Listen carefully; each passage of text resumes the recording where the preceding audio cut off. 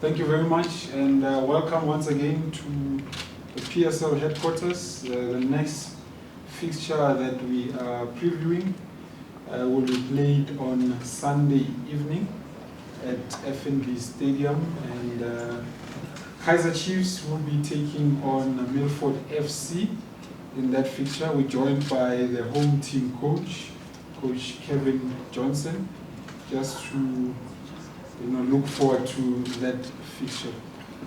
Coach, today I've been leading with one question which probably you might not understand. But do you have anything to voice out before, outside of the Nedbank Cup, before we go into Nedbank Cup next? No, Anything, Coach, you happy? just to greet everybody. It's nice to be here again. But other than that, we had to talk about the Nedbank. Thank you very much. So let's keep Coach. it at the Nedbank. Thank you very much, Coach. Talking about the Nedbank Cup, obviously you play against Milford on Sunday. What are just your thoughts heading into that fixture, and what can we expect from Kaizer Chiefs as a whole team? Yeah, you normally talk about your opposition, but Milford to us is a secret. And we've tried to do our homework on Milford. And yes, we came up with a few things. They're a new team in the NFD. I think they were brought over from Utongati early in the season, and they're new to the whole terrain. I think it's nothing there. But we did look, and there was one little player, not a little player, a big player. It's called Zama. He makes them tick a little bit. And we also looked at the other parts of the team, that the other 10 players, and yeah, there are some of them that is good. And as you could see in the last two fixtures that I watched, Highlands Park versus Mamelodi Sundowns, La Mercia versus Highlands Park versus Sekakuna, sorry, and La Mercia versus Sundowns. Both those games were tight in the first half an hour. I think Highlands Park even went to penalties. So yeah, we up against the first division team as Kaizer Chiefs, and from our point of view, we prepared for this. We know what it means for the club. We know what it means for our supporters. So we, at home, we're playing against Milford, and we give them all the respect as far as football is concerned, but we're going to come out, and we know we will be the favourites on the day, and so therefore we have to prepare extra hard, because as it is during the course of the season as well, we always try and play against NFD teams as part of your pre-season, as part of your time off when we have FIFA breaks, and whenever we play those teams we always have a hard time. So we have to up our game to 100% as Kaizer Chiefs. So yes, we are prepared for the game, and we'll hopefully be able to see a good game on Sunday. Okay, let's take questions from the floor. Okay, I'm looking for new hands here. Let's go. Thank you. Coach Obama from sportsfanatics.co.za. Coach, how far are you from playing the Chiefs way? Remember when you took out the road, you said you want to play the Chiefs way. Are you on course? Do you believe you are getting there? And what would be the challenges? How far are you with that way? Thank you. Yeah, that's got nothing to do with Nedbank.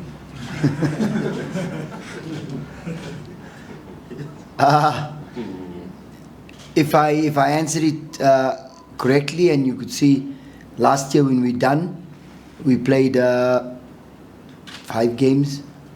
We won 4, we drew the last one, and we were getting there slowly, but because of the break, the momentum goes down, and you play against Royal AM, and we have, I think, 4 or 5 one-on-ones with the goalkeeper, and we don't put it together, and it looks like we play a bad game. In my mind, as a coach, I said that after the game again, we didn't play well.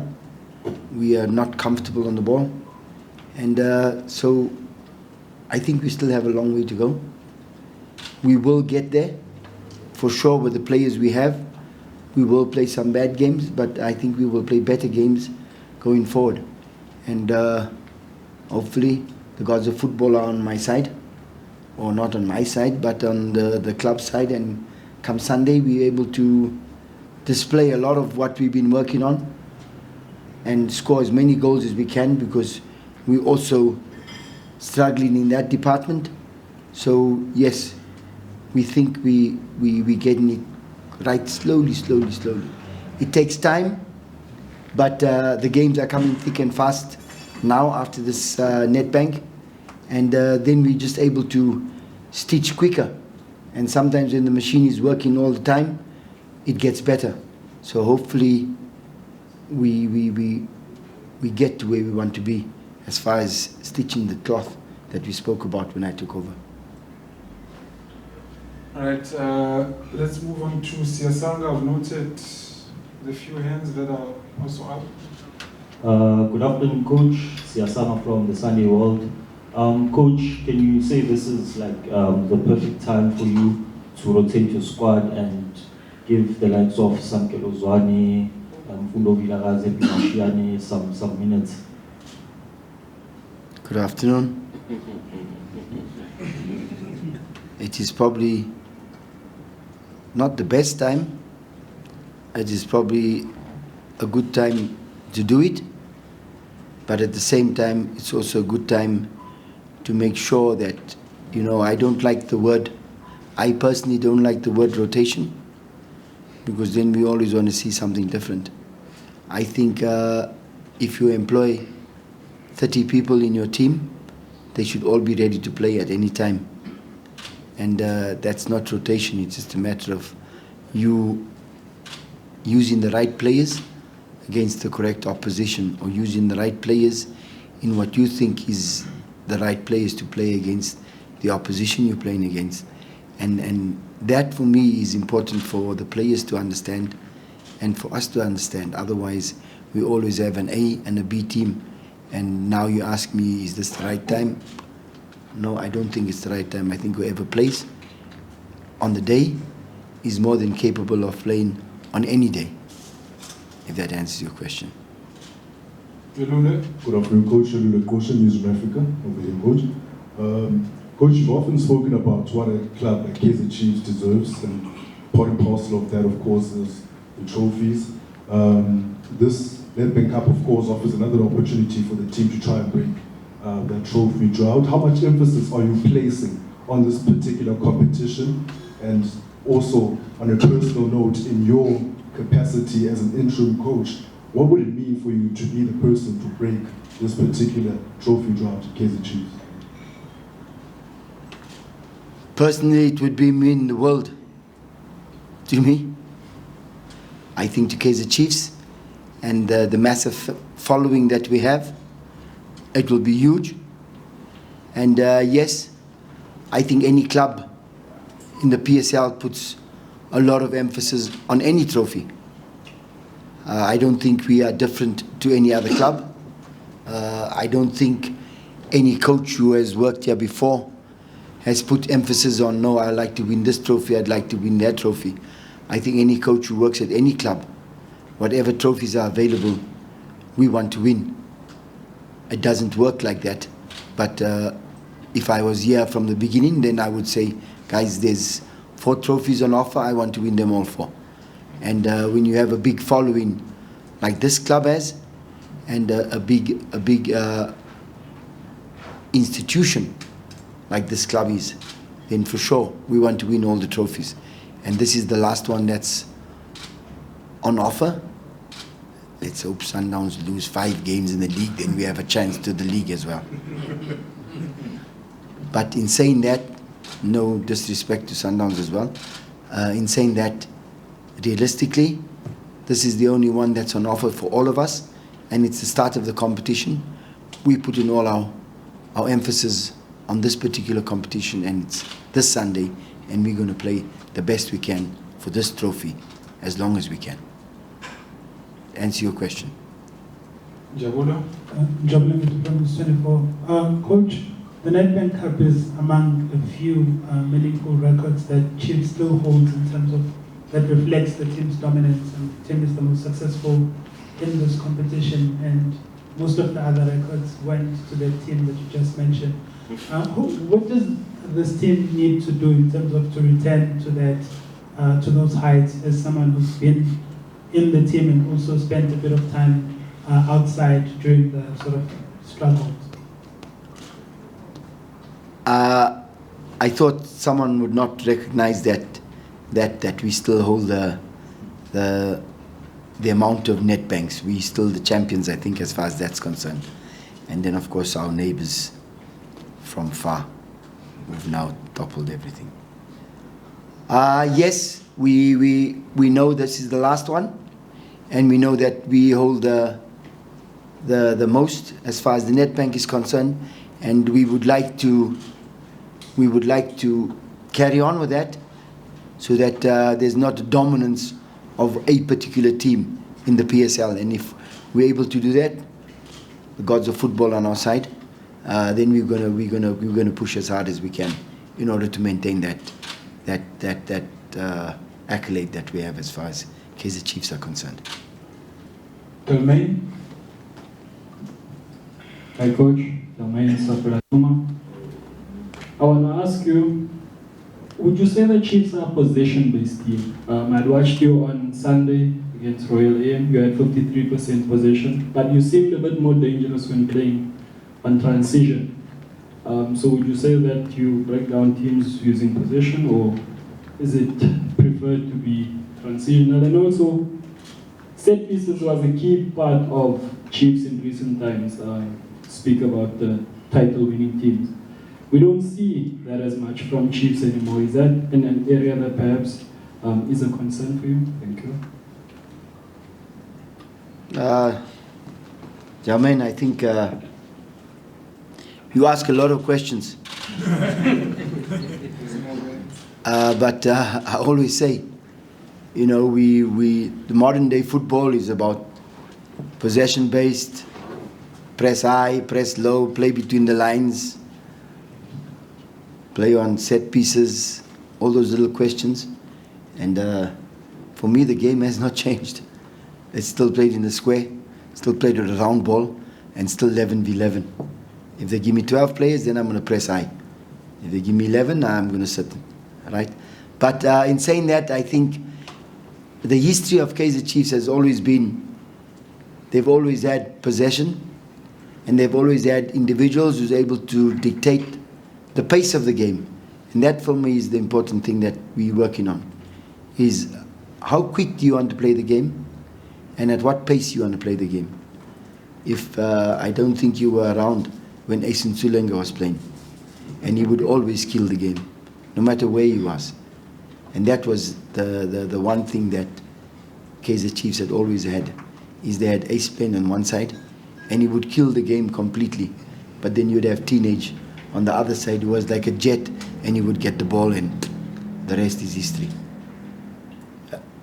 With the Dr. Kumalo generation, you had the same thing. He was able to kill the game, possession, and then play on the counter-attack with the same ball. So we are still far apart from that. Like we said, the gentleman who asked, what are we playing? And I think we're still building towards those areas where we were dominant. But in our games, and touch wood, we haven't lost yet while I'm here. So maybe we can build on that. And it's only winning that makes you be able to build a different culture. Yes. Coach, I just want to take you back to one of the things you spoke about, especially in the attack and the struggles we are having there. And I look at, in the mid-season transfer window, what most teams, especially the teams that you are also up against, they're at the top. They beefed up, they strengthened, especially in that department. What informed your decision of not strengthening, especially the first half of the season would have shown you that you were lacking, especially in the number 9 role. So what informed your decision of not strengthening knowing the expectations that you have this season? And do you regret or not the strengthening? Yeah, look, like I said, when we took over, I think I was there 48 hours and the transfer window opened and transfer window closed. I thought if I was a coach that came into a group of people of 30 plus and said, you know what, not good enough, we need to strengthen. That means I have not taken my work or my work that I can do with a group of players and make them better. And that is the reason why we did not sign anybody in the transfer window. I think what we have at the club is good enough to take them to the end of the season and get them many points, and like I said earlier on, pray to God, get them one trophy, which they are capable of winning. So it's about what we do on the pitch, how we handle those strikers, because they do have some quality strikers. You have Ashley, you have Ranga, you have Gonzalez, you have Mshini, you have Modi, you have Sahile, who can all play as strikers. And therefore, you got to work with them constantly. You cannot, I don't think there's a team that can buy success. Yes, you buy good players who will come in and add to what you have, but you need to work with a lot of things. And in all respect to the strikers, you got to work more with your midfielders and your defense, because they bring the ball to the strikers. The strikers don't just get the ball out of the air. There has to be someone who brings them the ball. How they receive the ball and how they execute the ball is what we get paid for. Does it answer? Thank you, Coach. So. Karabo? Thank you, Coach. Let me greet you first. Good afternoon. Karabo Pasha from Supersport. Coach, one of my colleagues asked you about, the youngsters. Is there an opportunity for them to play, considering that the Nedbank Cup? Your history dictates or tells me that you've been responsible for kickstarting an awful lot of football careers in South Africa. Starting the School of Excellence. You once brought in Masimswane as well. What is the right platform, or what is the right time that makes you, to bring in or blood in those young players, the Chiefs? I mean, you've got some of the most beautiful and exciting players with the ball at feet in regards to the youngsters. When is the right time for you to blood them in? What should happen for them to play? Thank you. Now, Karabo, the time is now.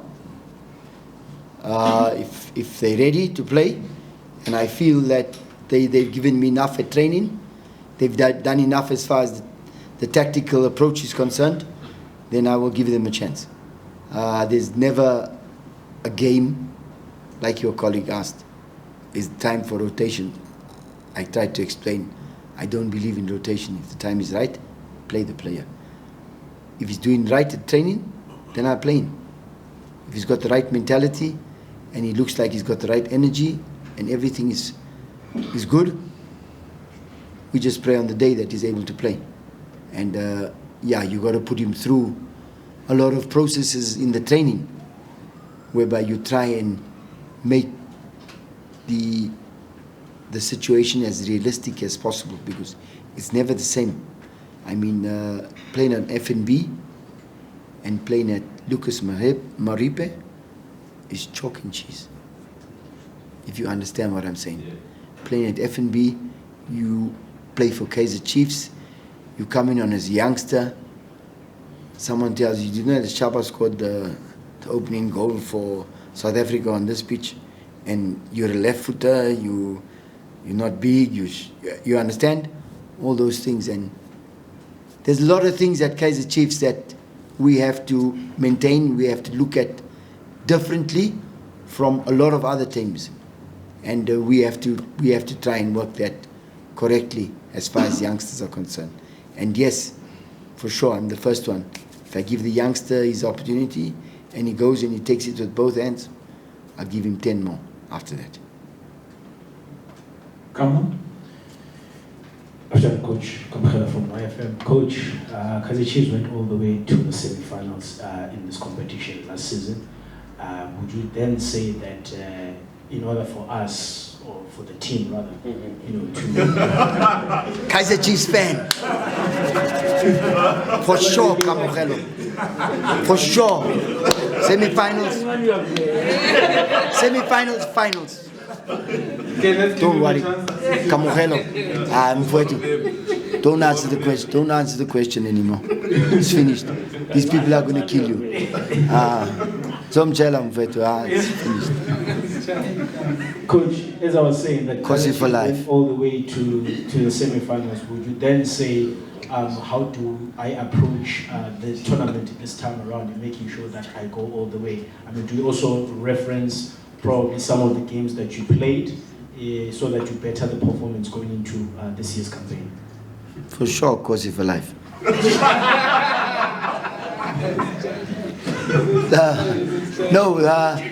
I think we will, if we don't pay reference to that, it will be immature of me and my technical team. But at the same time, you have to know there could be a lot of personnel changes within the team. As you know, we bought a lot of players now. We should know. You should know, huh? I'm fighting some Chala right now. And there's a lot of personnel that changed within the team. So yes, we will pay reference to that. We will remind our current crop of players who we are at that time. And even I am new, so I have to also go and look at those things. But we'll do it together. Kaizer for life. All right, Shemu. Temba Shabalala, Joseph and Sports. Trust me, there's no we from me.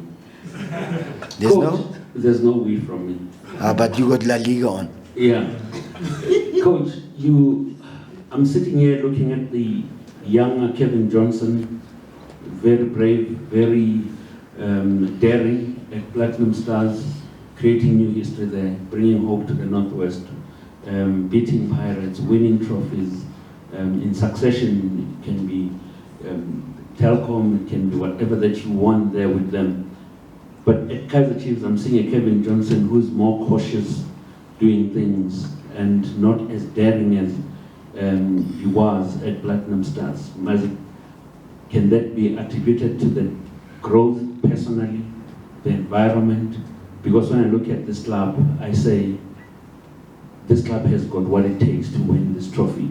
Because the hunger that is written on the eyes of the fans that support this club says, we can do it. But when you look at them, they've got doubt based on their history. How are you willing to change that? Exactly like you think we're going to change it. The young Cavin Johnson just went for a facelift. So you'll see that. I think within the team, we have a lot of positives. And with the positives comes the young blood. And with the young blood comes the ability to go on the pitch and do what they can in order to make the people that support us outside of the village even happier. I think what we get in right as far as Kaizer Chiefs is concerned is that we do know that we need to please. I don't know how many million supporters we have. Maybe I should ask Vina. I think we have about 5 million. Am I right, Vina? 16 million supporters. And for me, that is my biggest trophy I will win when I make them all smile. Why? Because I've seen what it's like to make 60 million supporters happy. So when you talk about 60 million and 16, I don't think I've changed my appetite for that. So yes, we will smile. Soon, God help me.